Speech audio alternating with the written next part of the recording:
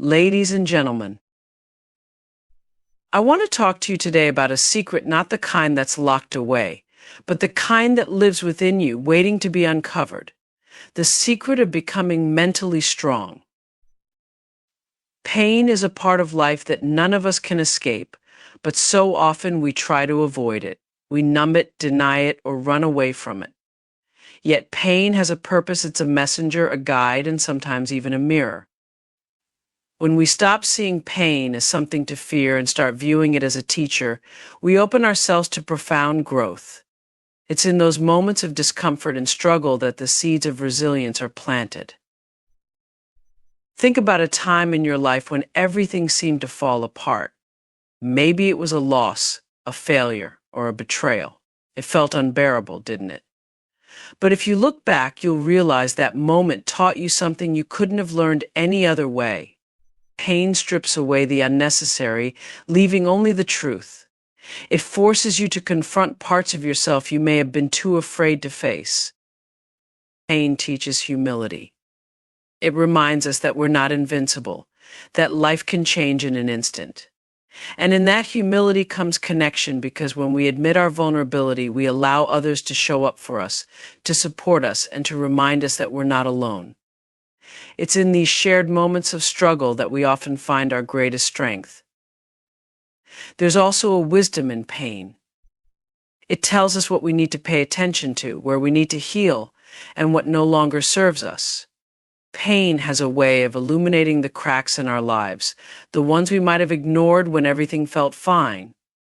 It's as if pain says, "Look here. This is where you need to grow." When we embrace pain instead of resisting it, we discover its transformative power. Pain doesn't just break us, it reshapes us. It helps us shed old identities, beliefs, and habits that no longer align with who we are becoming. It's in the breaking that we find the opportunity to rebuild ourselves stronger, wiser, and more aligned with our true purpose. Consider the lotus flower. It grows in muddy, murky waters, yet it rises above to bloom in all its beauty. Pain is that murky water. It's messy, uncomfortable, and often feels like it's pulling us under. But it's also the very environment that nurtures our growth. Without the mud, there would be no lotus. Pain also teaches us to be present. When life feels easy, we often live on autopilot, barely noticing the details. But pain has a way of snapping us into the moment, forcing us to feel everything. In that heightened awareness, we find clarity. We see what truly matters, and we begin to let go of the things that don't. Finally, pain fosters empathy. When you've walked through fire, you recognize the flames in someone else's eyes. You become more compassionate, more understanding, and more connected to the human experience. Your pain becomes a bridge, a way to reach others and say, "I see you. I've been there too." Through this connection, pain turns into a gift, one that allows you to support and uplift others. Self-awareness is the foundation of mental strength. It begins with the willingness to look within, to ask yourself the hard questions, and to sit with the uncomfortable answers. So often, we go through life reacting to situations without understanding why we feel or act the way we do. But self-awareness invites us to pause, reflect, and dig deeper. It's the act of becoming an observer of your own thoughts, emotions, and behaviors. One of the most important aspects of self-awareness is recognizing your emotional triggers. What makes you angry, anxious, or sad? What lights you up and fills you with joy? These triggers hold clues to your inner world. They reveal your wounds, your passions, and the patterns you've built over time. When you identify these triggers, you begin to take control of how you respond to them instead of letting them control you. Self-awareness also means understanding the stories you tell yourself. We all have an internal narrative, those beliefs about who we are, what we're capable of, and what the world expects of us. Some of those stories empower us, but others hold us back. Maybe you've told yourself, "I'm not good enough," or "I always mess things up." Self-awareness allows you to challenge those narratives, to question their truth, and to rewrite them in a way that aligns with your potential. It's not always easy to face yourself, though. Self-awareness can be uncomfortable because it forces you to confront the parts of yourself you'd rather ignore. But avoidance only leads to stagnation. Growth happens when you're willing to shine a light on your fears, your flaws, and your vulnerabilities. It's in that space of honesty that transformation begins. Another key element of self-awareness is being mindful of how you interact with others. Your words, your tone, your body language, they all impact the people around you.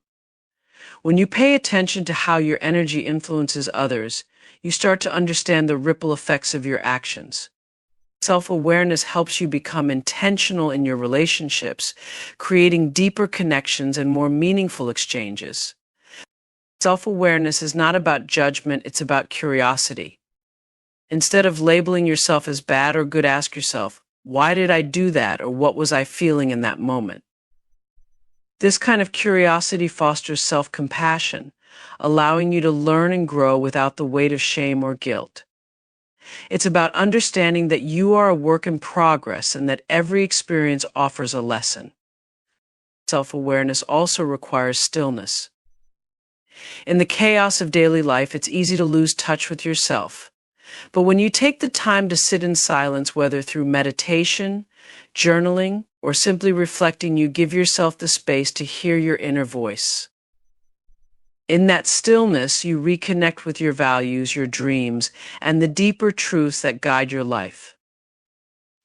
Lastly, self-awareness reminds you that you have the power to choose.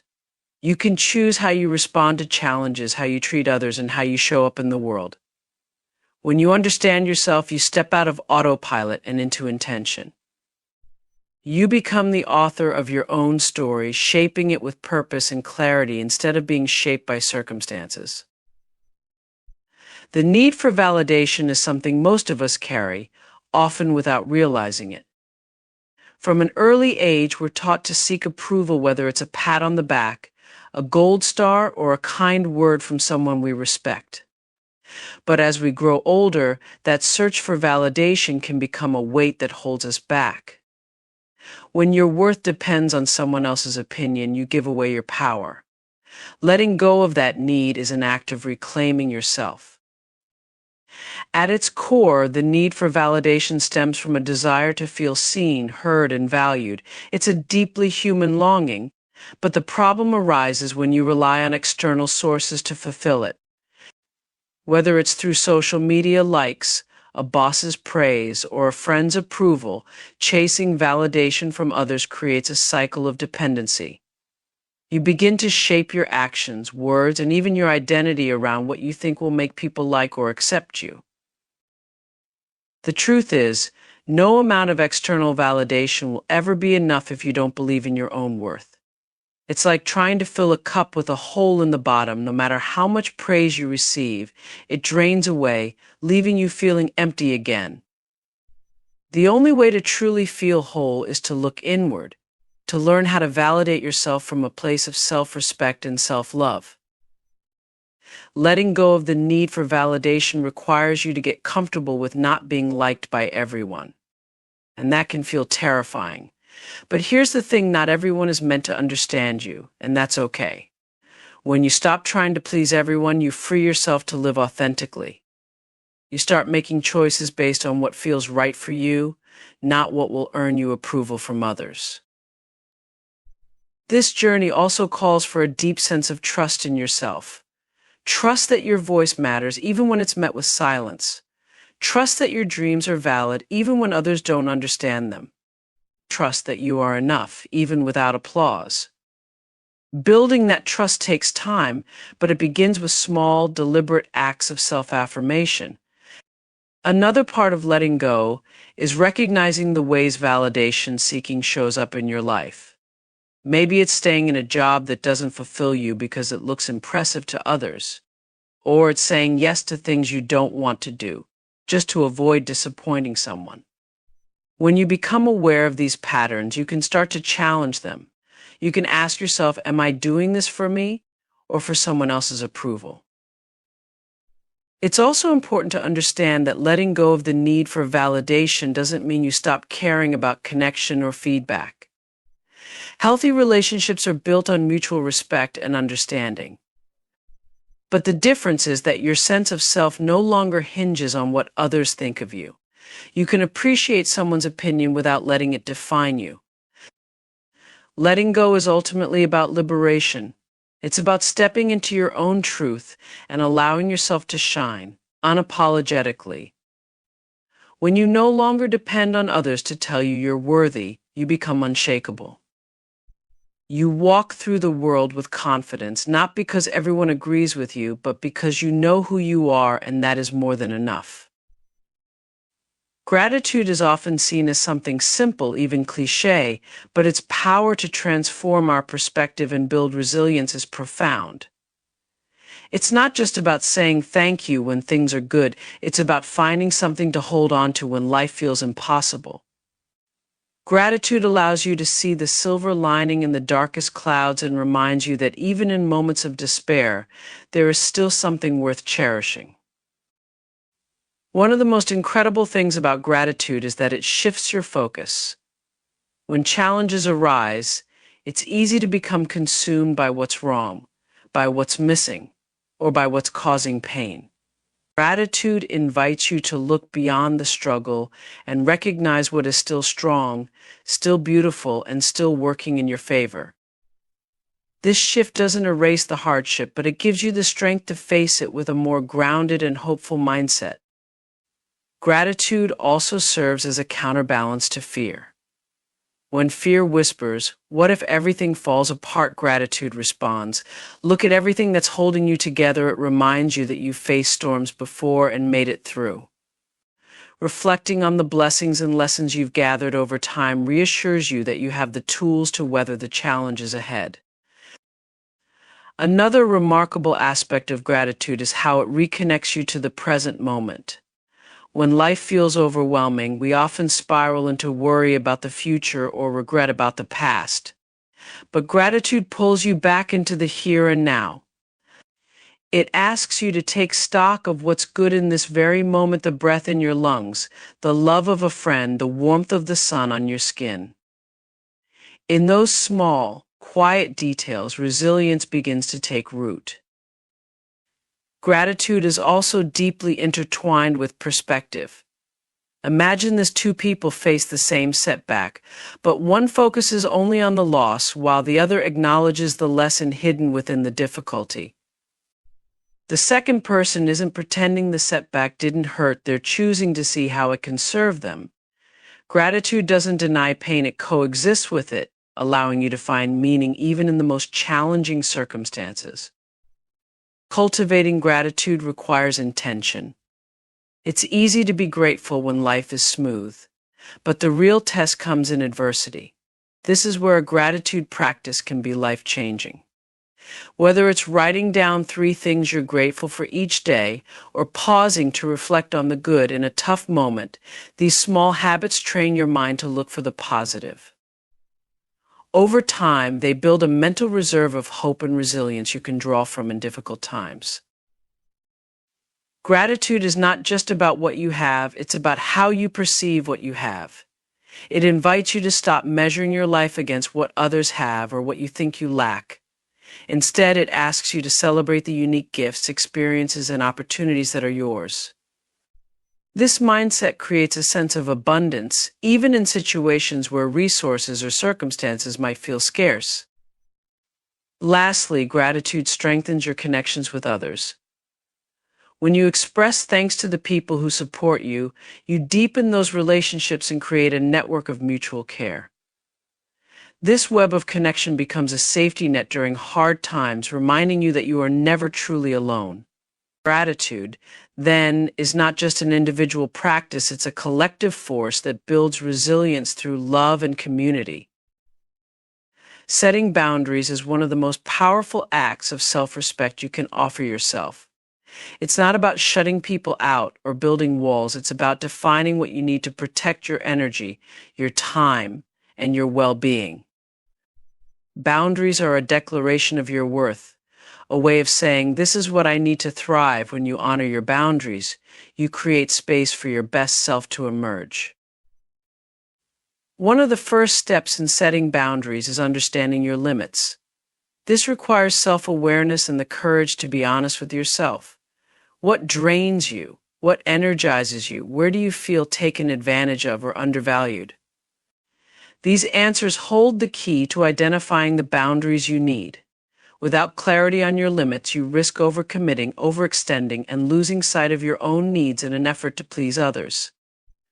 Saying no is an essential part of maintaining boundaries, but it's also one of the hardest things to do. Many of us fear that saying no will disappoint others, create conflict, or make us seem selfish. But saying no isn't rejection, it's redirection. It's choosing to prioritize what matters most to you instead of spreading yourself too thin. Every time you say no to something that doesn't align with your values, you say yes to yourself. Setting boundaries also means being clear and assertive in your communication. It's not enough to set a boundary in your mind, you have to express it to the people around you. This might sound daunting, especially if you've been conditioned to avoid confrontation, but clear communication is an act of kindness. It removes confusion, sets expectations, and ensures that others understand where you stand. Honoring your boundaries requires consistency. It's easy to set a boundary once, and then let it slide when someone pushes against it. But every time you compromise a boundary, you send a message to yourself and others that your needs are negotiable. Sticking to your boundaries, even when it's uncomfortable, reinforces your commitment to your own well-being. It teaches others how to treat you and reminds you of your own strength. Boundaries also teach you about the relationships in your life. When you set a boundary, pay attention to how people respond. Those who truly care about you will respect your limits, even if it takes some adjustment. But those who resist or try to manipulate you into breaking your boundaries may not have your best interests at heart. Boundaries reveal who is willing to honor you as you honor yourself.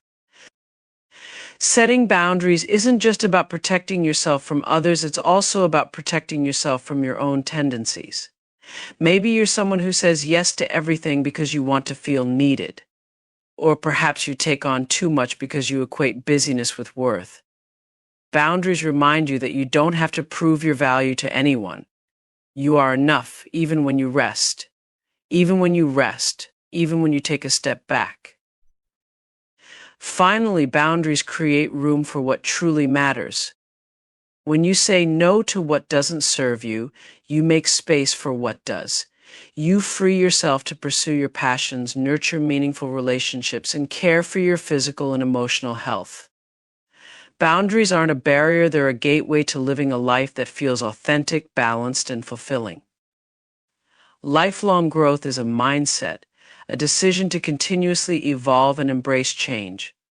It's the understanding that there's no final destination when it comes to personal development, only new levels of learning, understanding, and becoming. When you commit to lifelong growth, you acknowledge that every experience, whether it feels like a success or a setback, has something valuable to teach you. Growth starts with curiosity. It's the willingness to ask questions, to challenge what you think you know, and to explore new perspectives. When you approach life with curiosity, you remain open to possibilities.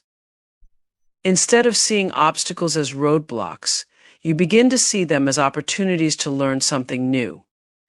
This shift in mindset allows you to view challenges as stepping stones rather than barriers.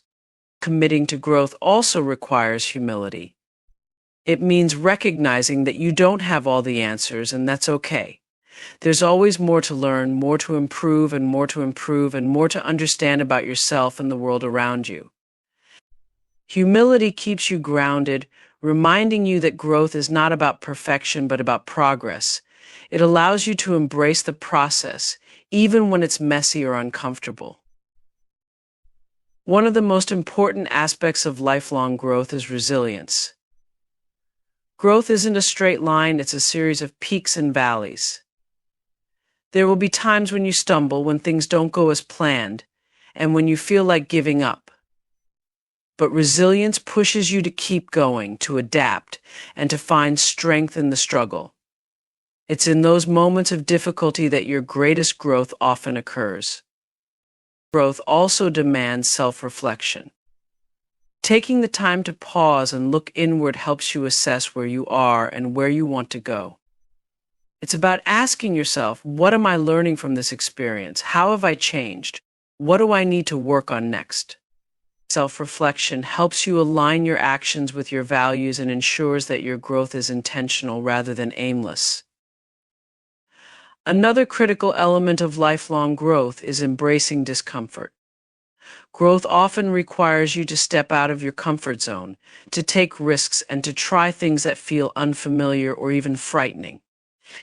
Whether it's learning a new skill, having a difficult conversation, or pursuing a dream, the act of pushing past your fears expands your capacity for growth.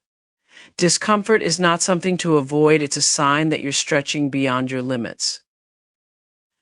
Lifelong growth is also about cultivating a love for learning.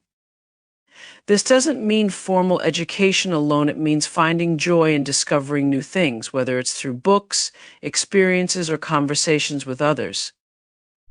Learning keeps your mind sharp and your perspective fresh.